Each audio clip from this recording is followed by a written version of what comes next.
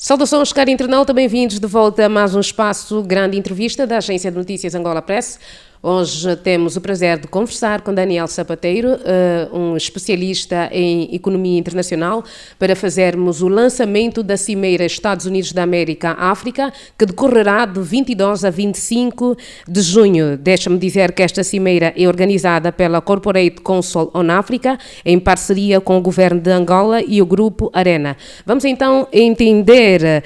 o que está em jogo para o continente africano e qual o verdadeiro significado deste diálogo para a economia global. Estaremos então a conduzir esta entrevista, eu, Liliana Constantino, e o meu colega Osmar da Fonseca. Osmar, bem disposto? Bem disposto, Liliana. Bom dia, Liliana. Bom dia, Dr. Sapateiro. Bom dia também, para si, Osmar, e também Liliana. Bem-vindo a Angola. Muito obrigado, Liliana, por esta recepção sempre calorosa. Doutor, dizia então eu, há bocadinho, que estamos aqui para fazer o lançamento desta, que é a Cimeira Estados Unidos da América-África, que decorrerá de 22 a 25 de junho. Como avalia a importância deste evento para o continente africano no contexto geopolítico e económico? Permitam-me que faça aqui este ponto inicial de que esta cimeira, que vai decorrer no dia 22 a 25 de junho, é uma consequência das relações diplomáticas, da diplomacia económica, que o Presidente da República tem feito nos Estados Unidos, nomeadamente no ano passado. Recordemos que, entre outras visitas, visita ao estado do Texas, à cidade de Dallas, onde houve reuniões que desenrolaram e que culminaram também com investimentos dos Estados Unidos da América em Angola, tanto no corredor do Lubito, como em infraestruturas, energias e outras prioridades que o país precisa, mas também depois na visita de Estado à capital dos Estados Unidos, Washington, onde esteve com o seu homólogo da altura, o presidente Joe Biden, onde houve também as conversações para uma visita ao país, portanto que depois houve de facto essa visita e reuniões de mais alto nível sobre o corredor do Lubito e não só, a visita que foi de dia 4 e 5 de dezembro do passado ano, e que desta forma também depois se estabeleceu a vontade das partes de realizar-se no país, em 2025, no ano em que se comemora os 50 anos da independência do país, para haver uma cimeira de África, Estados Unidos da América, para que haja então esta convergência de interesses de investimento dos Estados Unidos em África e particularmente no nosso país, que vamos ser os anfitriões desta mega cimeira, que com isso consiga impulsionar, alavancar as necessidades que temos de infraestruturas, de formação, de telecomunicações e tecnologias de informação, mas também depois aquilo que nos diz muito respeito, que é a segurança alimentar. Está bem. Doutor Sapateiro, na sua opinião, deverá ser o posicionamento da Angola, não é, nesta agenda bilateral Estados Unidos-África para esta cimeira? No meu entendimento, são três grandes áreas: as infraestruturas, a segurança alimentar e as tecnologias de informação. Doutor, é mais um evento que coloca, de certa forma, o nome de Angola, uma vez mais, tal como dizia, na montra das nações. Com certeza. Não é comum realizar-se em Angola uma reunião, uma cimeira de 54 países, que é o total de países do continente africano, com o primeiro país em termos económicos, em termos militares e noutras vertentes, inclusive a do conhecimento. As melhores universidades do mundo, em termos de ranking, estão nos Estados Unidos da América e, portanto, é algo que devemos aproveitar, fazendo aqui facilitar todo um conjunto de mecanismos, desde as questões de vistos, desde a questão da hospedagem, desde a questão logística e de transportes, desde a parte turística, para que nesses eventos possam também, após esses eventos, criar aqui uma ideia, um marketing, uma comunicação sobre o país, para que haja depois o day after, o dia seguinte, e que o nosso país seja efetivamente um um país atrativo para o investimento direto estrangeiro. Exatamente. Doutor, é incontornável quando estamos a falar de investimento, sobretudo agora investimento americano, não falarmos do corredor do Lubito. Sabemos que agora o governo americano ou norte-americano tem dedicado alguma atenção no corredor do Lubito. Acredita que com esta cimeira o corredor do Lubito poderá sair mais reforçado naquilo que é a busca de investimentos para alavancar esse corredor? Com certeza, até porque na lógica daquilo que foi acordado entre Angola e os Estados Unidos, da visita de Joe Biden em dezembro do ano passado, ainda mais com a visita dos seus congêneres de países vizinhos, a República Democrática do Congo, Zâmbia e a Tanzânia, possamos aqui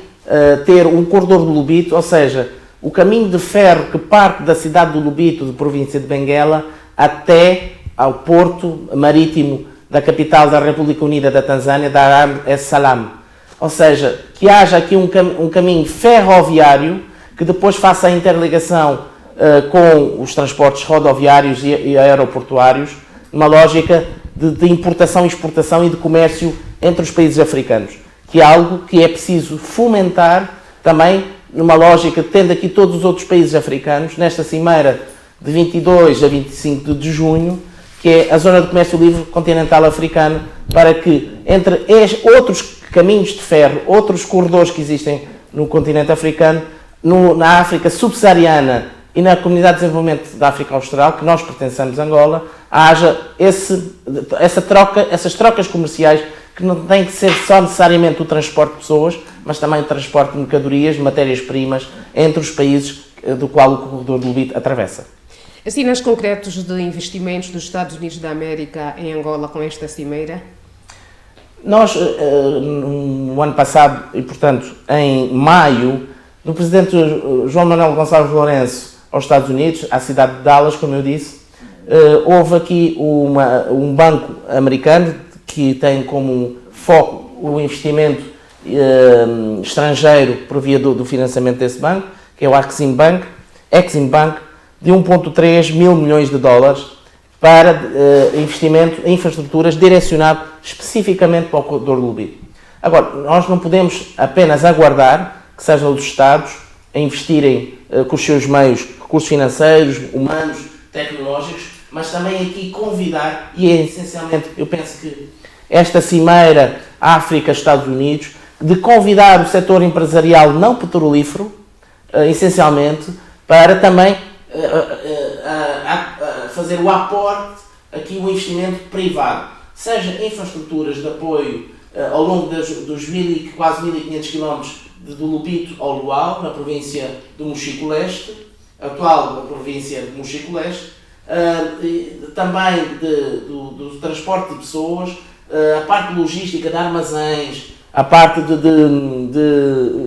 entrepostos de frio e não e de seco, tendo em conta os produtos hortícolas, frutícolas que ao longo das províncias de Benguela, do Ambo, do Bié, do Mochico e Mochico-Leste, pelo menos só no nosso território, possam fazer aqui esse transporte. Que, repare, temos que depois conjugar também com a refinaria do Lubito, futuramente refinaria do Lubito, que fará cerca de a transformação, a refinação de 200 mil barris por dia. Também a parte da indústria química, petroquímica. Estamos a falar também de todas as pedras ornamentais, mármores e outras pedras com valor acrescentado da nossa província do Huila. Estamos a falar também daqui de todo o transporte marítimo que o Porto do Lubito vai receber em termos de contentores que são necessários levar para a República Democrática do Congo, para a Zâmbia, para outros países, inclusive, que depois façam a ligação com esta linha férrea até a Tanzânia, para que haja aqui ganhos. Ganhos a partir de quem? Já das empresas que ganharam a concessão por 50 anos do corredor do Lubito, que são 3 empresas, nomeadamente uma que é Motengil Angola e outras que também estão dentro dessa concessão, para sentir que há um ganho dessa concessão e continuarem a investir na melhoria do caminho de ferro, ou seja, dos carris, das carruagens, das locomotivas, para que haja um valor comercial para essa concessão e para milhões de pessoas do centro e sul do nosso país que possam aproveitar este desígnio internacional de que há um transporte que atravessa do Atlântico ao Oceano Índico. Exatamente. Doutor, Angola nos últimos anos, sobretudo desde 2017, tem feito várias alterações muito estruturantes naquilo que é o quadro para a atração de mais investimentos. Que desafios a Angola ainda precisa ultrapassar para efetivamente continuar a atrair investimento? E para aqui, particularmente, o investimento americano. No meu ponto de vista, há dois caminhos principais. Esses dois caminhos principais passam pela diplomacia económica, continuar a desenvolver estes contactos entre as nossas embaixadas e consulados que temos pelo mundo fora, junto dos governos, junto dos decisores políticos desses países que são anfitriões das nossas embaixadas e consulados, também das associações empresariais, dos bancos de investimento, dos fundos de investimento, para que venham visitar, que venham fazer aqui uma prospecção de mercado para verificarem in loco, no terreno, quais são as prioridades do nosso executivo em termos de investimento, quais são as potencialidades que nós temos que tendencialmente têm que ser cada vez mais fora da província de Luanda, porque é a província de Luanda a maior receptora de investimento direto estrangeiro, e com isso, ao melhorarmos a percepção de quem é investidor, e desde dos grandes, dos médios e pequenos investidores, mas que seja um investimento direcionado para o valor acrescentado nas tecnologias de informação, nos transportes, nas infraestruturas, no conhecimento e na transmissão do conhecimento, para que depois o trabalho de casa, que é a segunda parte, que é o nosso trabalho de casa que nós temos que fazer, melhorar continuamente o sistema de educação e de formação profissional, também adequar sempre que for necessário, e a nossa Lei Geral de Trabalho é muito recente, portanto não faz 2 anos ainda, e que já está muito atualizada face às necessidades que temos do mercado, e também olhar para a lei do investimento privado, que hoje está no Código dos Benefícios Fiscais. Sendo-se que hoje há uma lei do investimento privado, ela hoje está numa lei muito geral, que é a Lei dos Códigos de Benefícios Fiscais, que é a Lei 8/23, que no fundo designa quais são as áreas de investimento, quais são as zonas de investimento da A, que é Luanda, a cidade de Benguela, a cidade do Lubito, como zonas da zona A, que têm menos benefícios fiscais. Por exemplo, a D tem as províncias mais a leste do país, mais a sul do país, para que quem investe nas zonas mais distantes das grandes cidades do litoral possa ter benefícios fiscais. É verdade que os benefícios fiscais só por si não são suficientes para a captação ou numa indecisão entre se vou investir no país, na República da Namíbia, na RDC ou noutro país vizinho de Angola, seja fundamental ou decisivo. Ajuda em muito e, nesse sentido, perceber até que ponto podemos também melhorar o Código dos Benefícios Fiscais para calcular os interesses nacionais. Por outro lado, ainda nesse trabalho também interno, é que nós verifiquemos, de facto, que áreas que nós precisamos, e por exemplo a área da indústria transformadora, nós precisamos de loteamentos, precisamos de zonas industriais em que tenham já todas as condições para receber esse investimento, nomeadamente as fábricas, a questão dos entrepostos,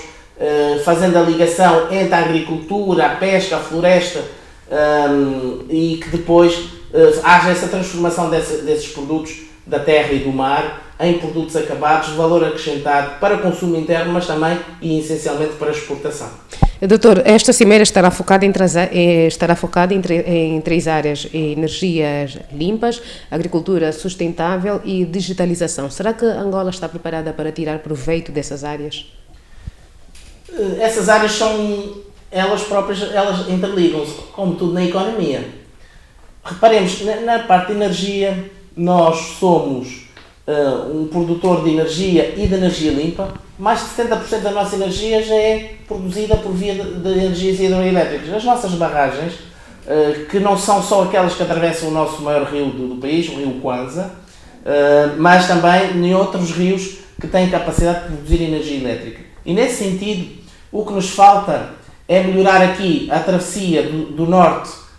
até o sul, portanto, e isso também está nas prioridades do Governo até 2027, fazer essa interligação elétrica entre o norte, centro e sul,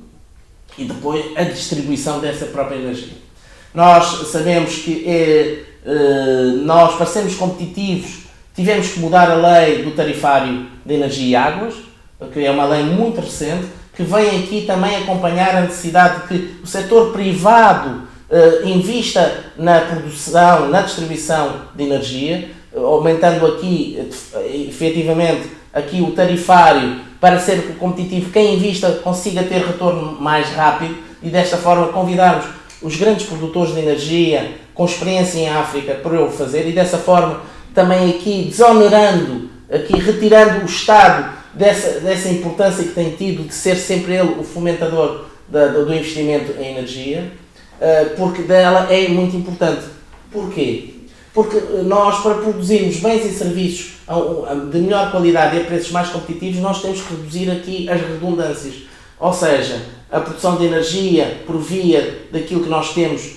em termos formais e deixamos de ter aqui a prática de termos a necessidade de geradores, mas também na questão do fornecimento de água,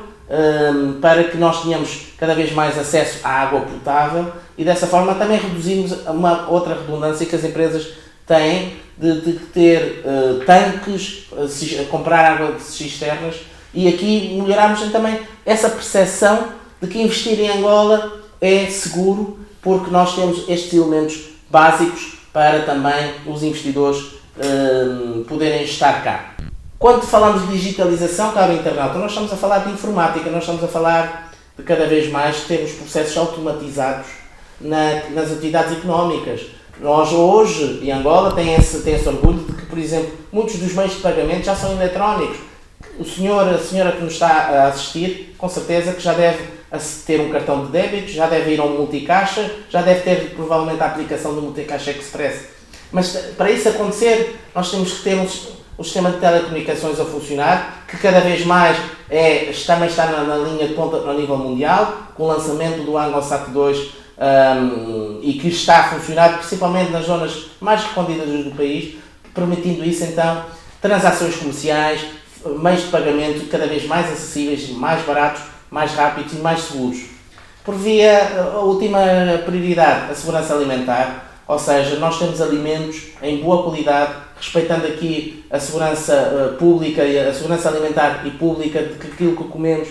é de boa qualidade, que também temos em quantidade suficiente para aquilo que nós temos em termos de emenda nacional, também da cesta básica e não só, olhando também aqui para as diversidades que nós temos do país, porque provavelmente é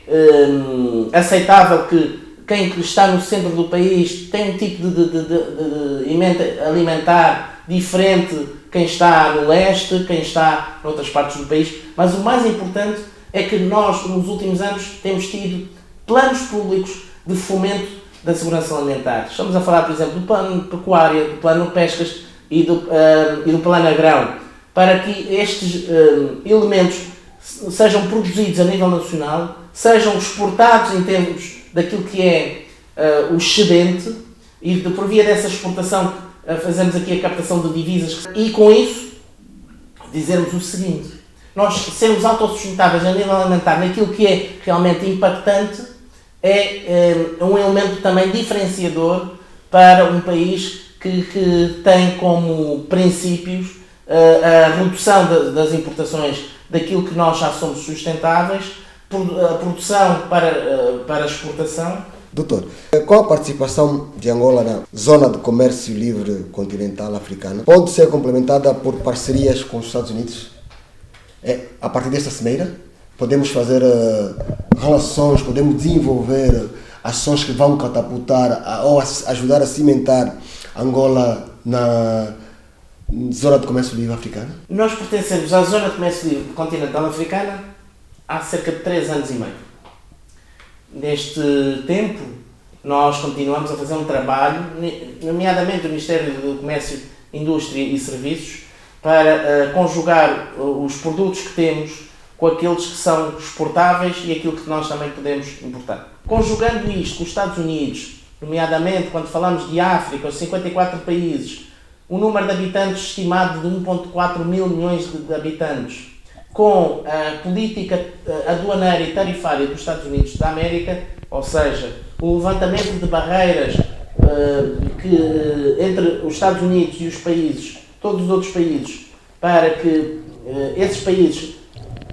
produzam nos Estados Unidos e com isso haja produção nacional norte-americana e aqui também rebatendo que quem não quiser fazer esse exercício de se estabelecer nos Estados Unidos terá que pagar, esses países e essas empresas terão que pagar mais taxas aduaneiras. Eu penso, porque estamos a um mês da realização desse evento, de que hajam novidades ao nível das políticas aduaneiras da administração de Donald Trump. Ou seja, um suavizar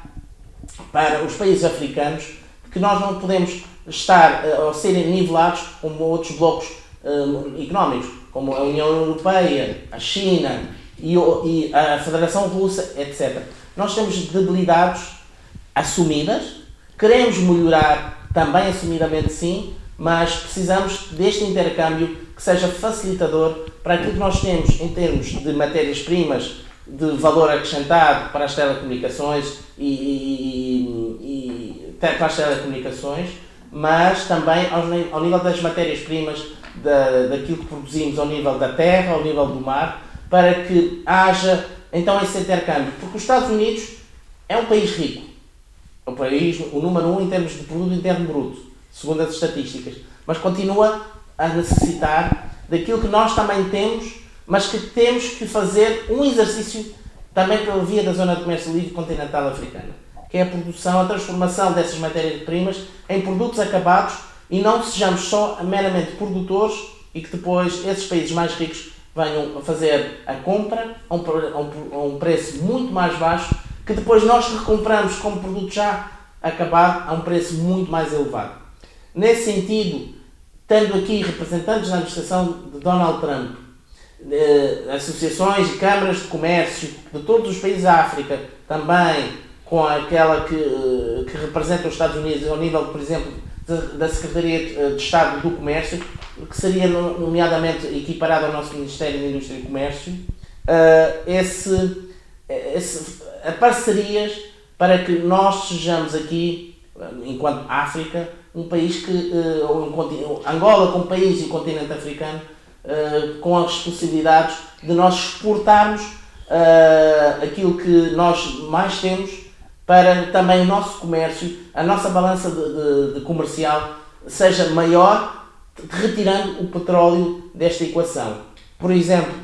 nós temos países africanos de produtores de petróleo, nomeadamente a Líbia, a Nigéria, a Angola, mas nós temos que exportar muito mais do que só petróleo bruto. Acredita que esta cimeira poderá ajudar a Angola a ganhar competitividade nos mercados internacionais? Esperemos que sim. Esperemos que sim, demonstrando de facto aquilo que nós somos realmente bons, aquilo que estamos a fazer em termos públicos, mas essencialmente privados, para que consigamos demonstrar que nós somos muito mais que um corredor do lobito, que estamos numa zona estratégica de África ao nível do transporte marítimo, que o nosso aeroporto, Dr. António Agostinho Neto, recentemente inaugurado no dia 10 de novembro de 2023,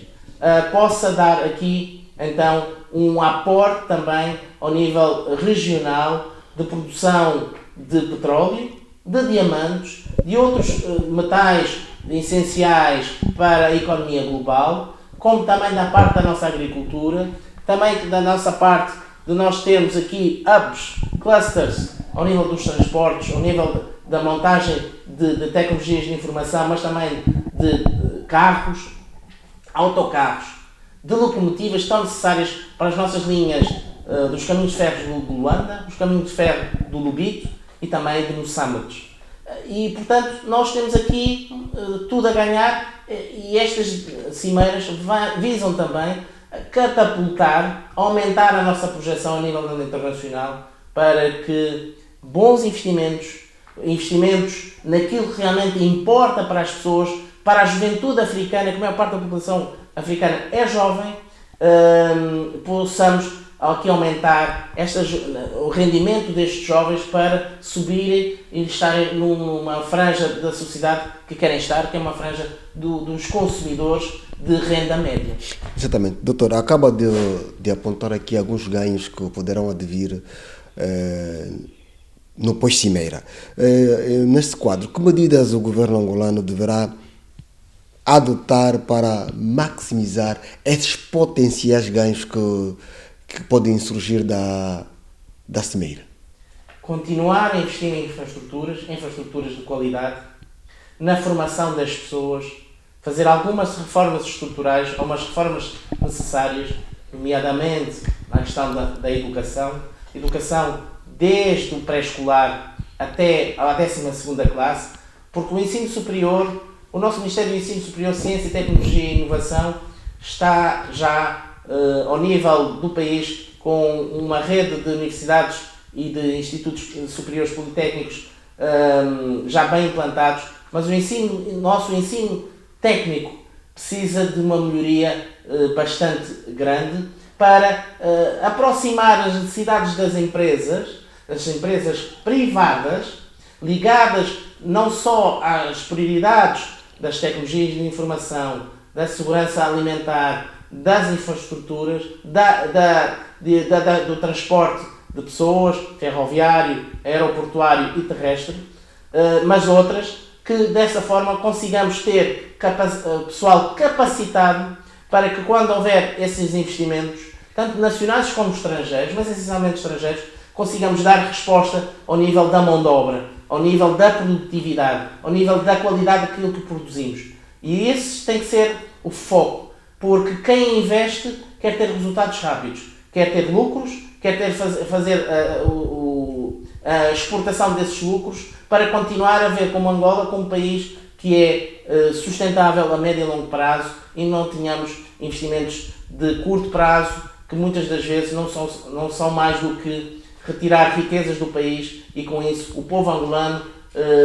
e o Estado também pouco ganha. Portanto, temos que mudar esse paradigma deste trabalho de casa para também nós podermos ambicionar investidores de grande qualidade. Doutor, no seu entender, o que será necessário para que investimentos e projetos como o Corredor do Lobito possam contribuir significativamente para o crescimento do produto interno bruto em Angola e na região africana? Nós vamos imaginar desde a cidade do Lobito, quem não conhece que possa visitar, toda a parte natural, toda a parte industrial, toda a parte do porto, até ao Luau, atravessando planícies, montanhas de riquezas que esta terra fértil dá e que isso pode propiciar investimentos em transporte de pessoas, na agricultura, na floresta, na civicultura, na silvicultura, na parte também dos entrepostos, porque nós vamos precisar de onde colocar esses produtos. Estamos a falar aqui de tanto trabalho direto como indireto, trabalho efetivo, trabalho temporário, tendo em conta as colheitas. Estamos a falar aqui de fazermos e termos fazendas e tudo isto é preciso legalizar. Nós temos que pensar que toda esta riqueza, se for de facto feita, nós vamos aumentar a riqueza, o produto interno bruto, não só nas atividades económicas, no aumento do emprego, no aumento da produtividade, naquilo que vamos poder exportar e aquilo que vamos importar menos, mas também ao nível dos impostos. O Estado vai arrecadar mais impostos pelo aumento da atividade económica, mas também todos aqueles gastos que as empresas, os cidadãos têm que ter, que é, eu tenho aqui muito dito na rubrica Economia em Análise, a receita para fiscal, as taxas, as comissões, os emolumentos, tudo isto também aumenta também aqui com a atividade económica. E o Estado, que recebe receita fiscal, impostos e estas taxas e comissões, tudo aqui é importante para depois desenvolver políticas de proximidade, tendo cada vez mais robustez das finanças públicas. Dr. Sapateiro, naquilo que poderá ser o impacto que poderá produzir esta cimeira, não é? Que resultados a médio prazo poderão ser esperados? O que nós podemos esperar, tendo em conta os tempos que estamos a viver, e nós devemos estar a ser contextualizados, é de que a África seja tratada, tenha um tratamento preferencial nas relações comerciais entre os Estados Unidos e a África. Isto quer dizer que, por exemplo, as barreiras tarifárias da exportação de produtos para os Estados Unidos tenderão a ter taxas reduzidas para também aqui beneficiar os países africanos exportadores para os Estados Unidos. Dessa forma, haverá o fomento da produção e da exportação para os Estados Unidos. Por outro lado, também haja aqui uma visão sobre a África num todo, mas depois dentro desse todo que haja a diferenciação entre os países, porque os países são competitivos, competem entre eles para a captação de investimento direto estrangeiro. E o conhecimento, a experiência, a prática dos Estados Unidos é sempre muito bem-vinda nos países, porque revelam sempre que há relações frutuosas, que o dólar, moeda de pagamento, é uma moeda aceita internacionalmente e que faz isso então também aumentar a riqueza dos países. Por outro lado, que haja também a implantação de cada vez mais empresas privadas dos Estados Unidos, em África, não só ligadas à extração, pesquisa, extração e transporte de petróleo bruto, mas essencialmente na questão industrial e também no conhecimento. Isso faz com que nós tenhamos uma grande responsabilidade. Nós, o continente africano, de ter políticas pró-desenvolvimento, uma estabilidade política, económica, social, pois eles são a base do desenvolvimento económico e social, de que os Estados Unidos preferem trabalhar com esses países que têm essa estabilidade. E, portanto, nós, enquanto África, e o nosso presidente, na qualidade de presidente da União Africana, também temos esse papel de sermos pacificadores, de nós dialogarmos entre as várias organizações regionais africanas. Nós temos a SADC, temos depois também dos países da África Ocidental, Oriental e assim sucessivamente, para que essa estabilidade dos países sejam elas próprias também um elemento de confiança, de garantia de que os Estados Unidos que estão a investir, têm também os seus nacionais em países africanos, dão garantias dessa relação bilateral comercial, porque depois dessa advém todas as outras, a financeira, como meio de pagamento, o estabelecimento de nacionais norte-americanos em África e também de africanos a poder viver, estudar nos Estados Unidos da América. E quando as relações sociais, familiares existem, todo o resto fica mais facilitado por esse intercâmbio entre pessoas.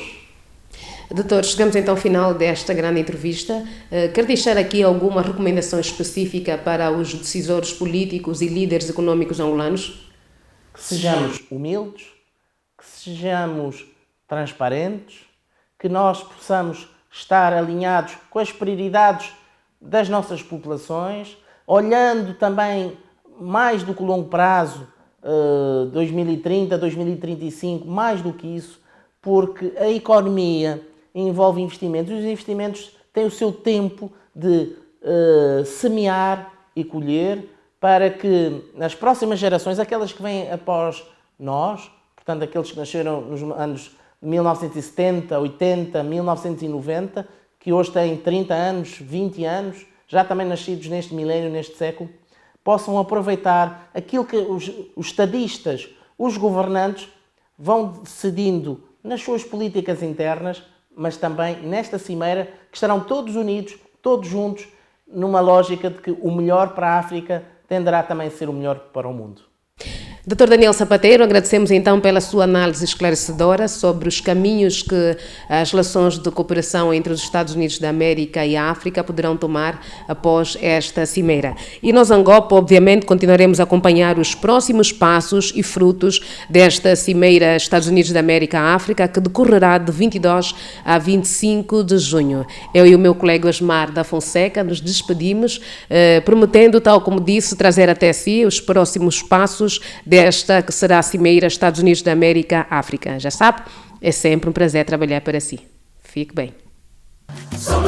Angola 50 anos.